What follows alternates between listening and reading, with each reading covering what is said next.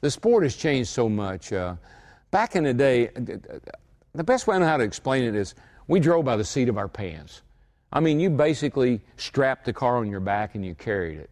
And so the guys, you had to man up. I mean, when we say you had to get up on the wheel, I mean, you literally had to get up on that wheel and you had to fight with that car.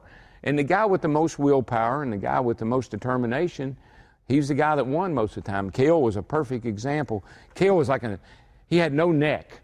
His head said that he had no neck. And so we'd get to some of those bull rings, like 500 laps at Bristol and places like that, and he was tenacious. He'd latch on to you and he wouldn't let go, and he could do that for 500 laps. And that's the difference, I think, in the guys then and now. Today it's so much more technical.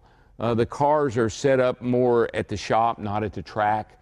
The driver is still the most important part of the equation. A lot safer. And it's totally, since Dale got killed in 2001, there's not been another death in the sport since then.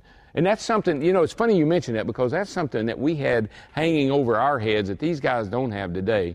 Back in the day, when you strapped in that race car, you didn't know for sure if you were going to come back or not. Yeah. I mean, you could have a serious wreck and you could be killed.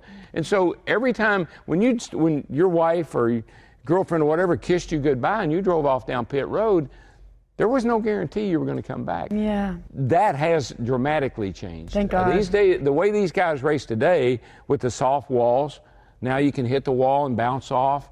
And with the Hans device, you don't get that head neck injury like we used to get.